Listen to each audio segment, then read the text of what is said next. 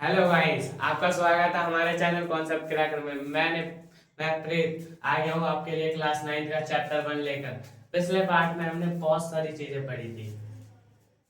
इस पार्ट में हम आखिरी 2 टॉपिक पढ़ेंगे जिससे आपका पूरा चैप्टर कंप्लीट हो जाएगा। अगर आपको हमारी सारी वीडियो देखी है तो आपको इस चैप्टर में एक भी क्वेश्चन में तकलीफ नहीं होगी। अब 2 क्वेश्चन देखते हैं। सबसे पहले देख लेते हैं। पिछली बार हमने नहीं, 2 क्वेश्चन ही है, शायद 3 क्वेश्चन है जो इस चैप्टर के रह गए हैं बस। फिर उनके बेस पे ही सारे क्वेश्चन है इस चैप्टर के। अब सबसे पहले पिछले पार्ट में हमने रूट 5 को संख्या रेखा पर दर्शाना सीखा था। अब रूट 9.3 को कैसे दर्शाओगे संख्या रेखा पर? इसके यह क्वेश्चन ना पेपर में 100% पूछा जाता है। मेरे जितने भी पेपर हुए थे 9th में, मेरे में हर बार पूछा गया था। तो इस क्वेश्चन को ध्यान से पढ़ना। अब जैसा रूट 5 दर्शाते हैं वैसे नहीं दर्शाते इसको। इसका फंडा बिल्कुल अलग है। अब देखो, हमने यहाँ पर अंडरलाइन काट दी, ठीक है। रूट ये -3 -2 -1 0 1 2 3 4 5 6 7 8 9 10 11। देखो भाई, मेरे पास बोर्ड इतना ही बड़ा अवेलेबल है, इस वजह से ऐसा लग रहा है। आप ढंग से काटना जिससे आपको पूरे मार्क्स मिले। अब ये 0 है ना, 0 0। अब 0 से आपको काटनी है कि 9.3। अब ये जितने भी आप मैंने संख्या लिया ना, इनके बीच की दूरी बिल्कुल बराबर है। 1 यूनिट, 1 इकाई। आप इकाई की मात्रा कितनी होती है? इकाई की मात्रा आप कितने भी ले सकते हो, 1 सेंटीमीटर, 1 इंच। अब आप अपनी मर्जी से ले सकते हो, पर सारी संख्याओं के बीच बराबर दूरी होनी चाहिए।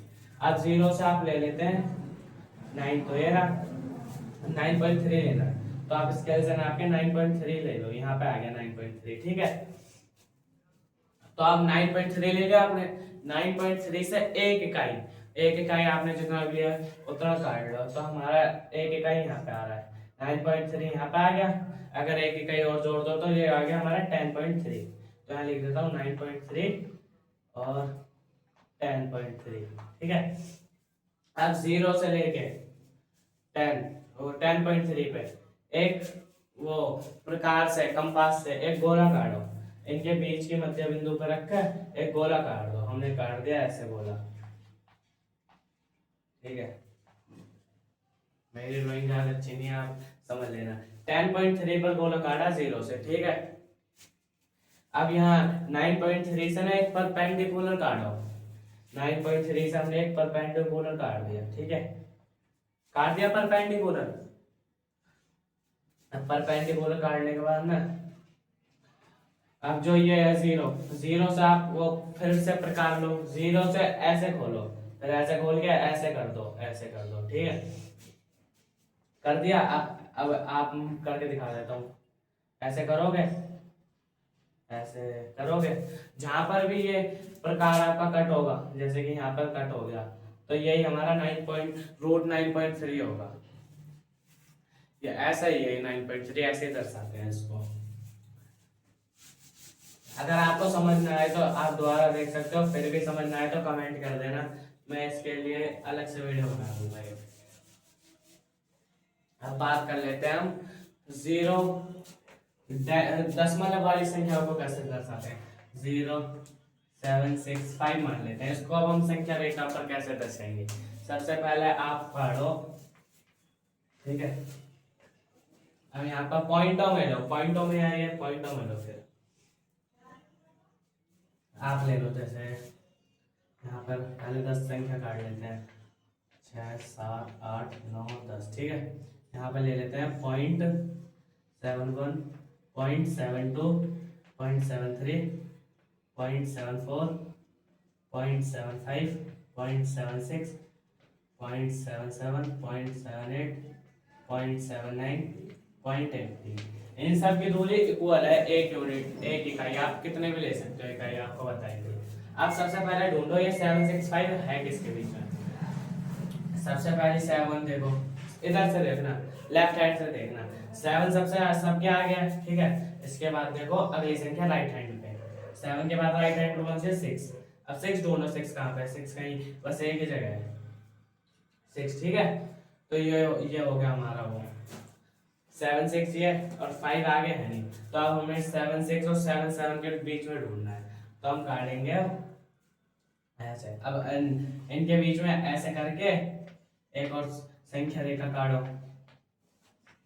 ठीक है, जिस पर लिख दो 0.761, क्योंकि 0.76 के बाद तो 761 आएगा, फिर 762, ऐसे करके 76 और 770 तक लिखो। तो ऐसे करके लिख देता हूँ मैं 762, 763, 764, डेसिमल में है, दशमलव में है, ये याद रखना हमेशा। 765, 766, और ज़्यादा बड़े नहीं लिखते हम क्योंकि जगह नहीं है, इतना ही लिख लेते हैं 767। अब हमें 765 ढूंढना, 765 ढूंढ लो, मिल गया आपको, ये रहा 765। तो ये हो गया हमारा संख्या रेखा पर। आप भी ऐसे करके दर्शा सकते हो अच्छी राइटिंग में, तो आपको पूरे नंबर मिलेंगे। बस आप लिख लेना यहाँ से यहाँ तक 765, ऐसे करके 765 ऑन मतलब 765 रो 10.765 और संख्या रेखा पर। अब हम कर लेते हैं इस चैप्टर के लास्ट टॉपिक के बारे में बात। सबसे पहले हमारे पास लास्ट टॉपिक आ गया 0.33। अब बार बार पता है आपको, बार नहीं पता तो मैं बता देता हूँ। बार होता है, जैसे हम ले लेते हैं, हम बार ले लेते हैं, बार होता है देखो, अब 3 ले लिया मैंने, 3 के ऊपर मैंने बार लगा दिया, तो इसका मतलब होगा ना ये 3 ना रिपीट होगा रहेगा, यानी ये होता है आवर्ती होगी, आवर्ती मतलब रिपीट। अब ये बार का मतलब है, अब ये ना 3 ना आता है रहेगा पीछे, कभी रुकेगा नहीं। बार इसलिए दर्शा देते हैं जिससे हमें ज्यादा ना लिखना पड़े। और 0.3333 के बाद भी आप अब वो आपको डेसिमल दशमलव लगे दिखे, ये दशमलव नहीं है, ये निशान है कि इसकी भी आवर्ती हो रही है, तो ये भी इसका साइन है। अब हम बात कर लेते हैं इनको संख्या, इसको पी क्यू के रूप में कैसे लिखेंगे। पी क्यू के रूप में लिखने के लिए आपको सबसे पहले क्या करना होगा, सबसे पहले लिख लेते हैं 0.3 ले लिया हमने, ठीक है, मतलब ले लिया 0.3 ले लिया। अब इसको बना लेना हम पहला समीकरण, बना लिया।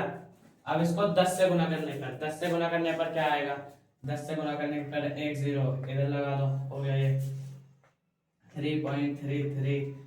अब आप पीछे तो कितने भी 3 लगा सकते हो, आपकी मर्जी है, वो तो आपको कितने लगाने हैं, क्योंकि वो तो रिपीट हो रहे हैं, तो मैं 3 3 ले लेता हूँ अपनी मर्जी से। अब ये बन गए हमारे सेकंड फॉर्म। अब सेकंड में से पहले घटाने पर, क्योंकि ये हमारी 1x है, क्योंकि ये हमारी सिंपल दी हुई है हमें, और 10 से गुना करने पर तो हम ले लेते हैं 10x। अब इसको दूसरे समीकरण में से पहले समीकरण को घटाने पर, अब 10x माइनस 1x इसको आएगा 3.333 माइनस 0.333। आप काट के देखो, 10x में से 1x क्या कितना है, 9x स्क्वायर आया। अब इसको काटोगे तो आप पीछे 3 3 और आगे भी 3 3 और डेसिमल, तो इससे क्या, तो बचा 3। अब हमारे पास आ गया 9x इक्वल 3। ये तो हमने पढ़ चुके हैं। अब x इक्वल 3, 9 था जो हमारे पास यहाँ गुना में था, यहाँ जाके मल्टीप्लाई में हो जाएगा। अब इसको काटोगे तो 1/3 हमारे पास आ गया, x इक्वल 1/3। अब आप लिख सकते हो 0.33, तो मतलब आप मर्जी है, वो तो कुछ भी कर लो, मैं वो लगा देता हूँ बार इक्वल 1/3 ऑन। बताओ आप, हो गया ना, इतना आसान था ये टॉपिक, इसमें कुछ नहीं है, पहला चैप्टर बहुत आसान है ना। आप सोच रहे होगे तो इतना पहला चैप्टर इतना मुश्किल, पहला चैप्टर 9th क्लास का सबसे आसान है, बस आप ध्यान लगा कर पढ़ो। अब हमारा पूरा पहला चैप्टर कंप्लीट हो गया। थैंक यू गाइस, आपने पूरा चैप्टर देखा हमारे साथ, इसके लिए जब तक के लिए बाय बाय।